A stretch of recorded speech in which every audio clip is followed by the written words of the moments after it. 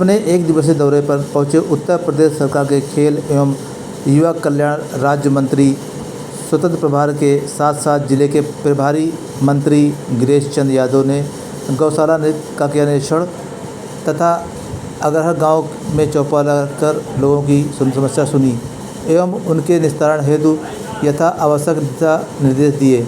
इसके उपरांत उन्होंने जनपद मुख्यालय गौरगंज की स्थित कलेक्टर परिसर में सभागार में सभी विभागों के अधिकारियों के साथ समीक्षा बैठक किया।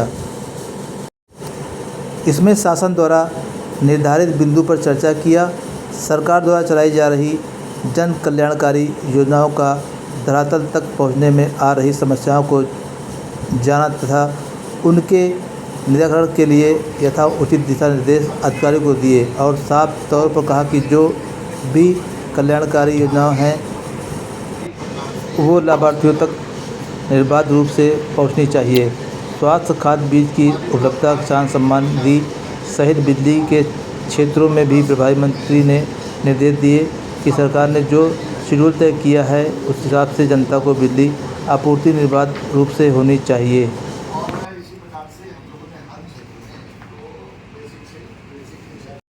समीक्षा बैठक की गई क्या?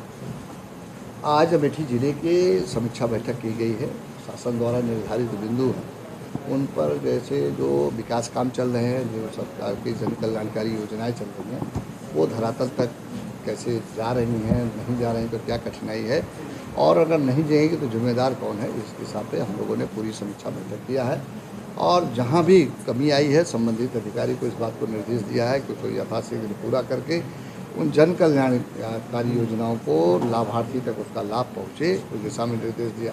स्वास्थ्य से संबंधी जो बातें रही, किसान से संबंधित जो बातें रही, खाद बीज की उपलब्धता की बात रही, किसान सम्मान निधि की बात रही, बिजली के क्षेत्र में भी हम लोगों ने इस बात का निर्देश दिया है कि निर्बाध रूप से जो बिजली का सरकार ने शेड्यूल तय किया है उसके अनुसार उनको बिजली आपूर्ति हो, उसमें किसी प्रकार की कोई शिथिलता न बरती जाए और जो निर्माण काम चल रहे हैं, कंस्ट्रक्शन के काम चल रहे हैं, वो समयबद्ध तरीके से और गुणवत्ता युक्त जो मानक निर्धारित है उसके अनुसार उसको पूरा किया जाए। संबंधित अधिकारियों को इस बात कर देंगे। अगली बार जब हम लोग समीक्षा बैठक करेंगे तो जिन बिंदुओं पर हमने ध्यानाकृष्ट किया है तो उस पर हम लोग ये देखेंगे कि 1 महीने के अंदर उसकी प्रगति क्या है, तो आगे आने वाले दिनों में और भी हम निर्णय करके उनको आदेश देने का काम करेंगे। जिले के विद्युत विभाग के सभी सीओजी फोन बंद आ रहे हैं, जैसे उपभोक्ताओं को काफ़ी समस्या। जिलाधिकारी आपके सामने बैठे हुए, मैं कहूँगा कि इसको चेक कराएंगे। अगर जो भी अधिकारी जानबूझकर अपने मोबाइल को जो सीओजी नंबर है अगर आप किया है तो उसके खिलाफ कार्रवाई कराएंगे। लोक निर्माण विभाग में एक जो है यौन शोषण का मामला आया है जिसमें जो है महिला ने किया है, लेकिन उस पर भी कार्रवाई नहीं। कोई ऐसा विषय संज्ञान में आएगा तो हम लोग कार्रवाई करेंगे। अभी कोई भी ऐसा विषय संज्ञान में नहीं। मंत्री जी, 2024 का चुनाव नज़दीक है, ऐसे में जो विपक्ष है पूरी तरीके से एक हो रहा है, वो कह रहा है हम देश बचाने के लिए। देखो, मैं एक बात तो आपको जानना चाहता हूँ, ये विपक्ष में हम तो ये नहीं समझ पा रहे हैं कि कौन नेता है कि जो बचाने के लिए अभियान चला रहा है, लेकिन मुझे पता है कि उत्तर प्रदेश से अखिलेश यादव और नीतीश कुमार जी दोनों लोग मिलकर इस बात को कर रहे हैं। 2019 में भी इन लोगों ने ये अभियान चलाया था, सब लोग मिले थे, बुआ बबुआ सारे लोग मिलकर अभियान चलाए थे, फिर भी मोदी जी की राह रोक नहीं पाए थे। मोदी जी दोबारा सत्ता में आ गए और अखिलेश यादव तो हताश और निराश व्यक्ति है।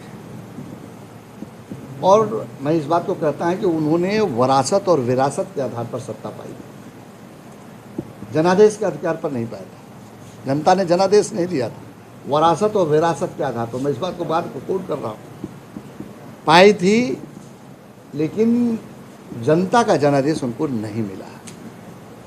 और वो कभी कभी इतना हताश निराश हैं कि जो उनका वक्तव्य आता है, कभी कहेंगे ईवीएम खराब है, कभी कहेंगे बैलेट से चुनाव होना चाहिए। तो एक तरह से उनको तय नहीं है कि कैसे वो गद्दी के लिए इतने पागलपन का उनको भूत सवार है कि कहा जाए कि कितने जल्दी वो गद्दी चाहते हैं, कितनी जल्दी मिल जाए, लेकिन उत्तर प्रदेश की जनता बिल्कुल नकार चुकी है। उनके मुख्यमंत्री रहते 2014 में चुनाव हुआ, लोकसभा का 73 सीटें भाजपा जीती। मुख्यमंत्री रहते, जिस शासन को प्रशासन को दुहाई देते हैं वो उनके मुख्यमंत्री रहते हुआ। 2017 में विधानसभा का चुनाव हुआ, उस विधानसभा के चुनाव में उनके मुख्यमंत्री रहते चुनाव हुआ। हमारी पार्टी गठबंधन के साथ 325 सीटें जीती। 2019 में भी सबको इकट्ठा किए, फिर हम 64 सीटें जीते। 2022 में भी चुनाव हुआ, सब चाचा भतीजा सब मिल गए, फिर भी हम 2/3 ज़्यादा से बहुमत। तो जनता का जनादेश देश में मोदी जी के, उत्तर प्रदेश में योगी जी के पक्ष में है। योगी जी माफियाओं की जो जमीन मैं है, इस बात को, मैं उसको पूरी बात फ्लैट मेरी बना के पूरी बात हो जाती है। क्योंकि उत्तर प्रदेश की जनता ने विगत 37 साल के इतिहास में दोबारा भारतीय जनता पार्टी को जनादेश दिया, योगी जी को जनादेश दिया। तो आप इसी से साफ देख सकते हैं जनता का जनादेश का, जनता का विश्वास का। भारतीय जनता पार्टी की नीतियों पर जनता का विश्वास है, योगी जी पर विश्वास है, मोदी जी पर विश्वास है, इसलिए लगातार जनादेश मिल रहा है। योगी जी जो है माफियाओं की ज़मीन पे फ्लैट गरीबों को दे रहे हैं, क्या कहेंगे? निश्चित रूप से हमारी सरकार का इस ऐलान है। माननीय मुख्यमंत्री जी ने कहा है ऐसे भूमाफिया जो सरकारी ज़मीनों को अतिक्रमण कर लिए हैं और गलत तरीके से धन अर्जित किया है, उन सबको जो है सरकारी संपत्ति घोषित करके उससे गरीबों का कल्याण होगा, गरीबों के लिए भवन बनाएंगे। धन्यवाद।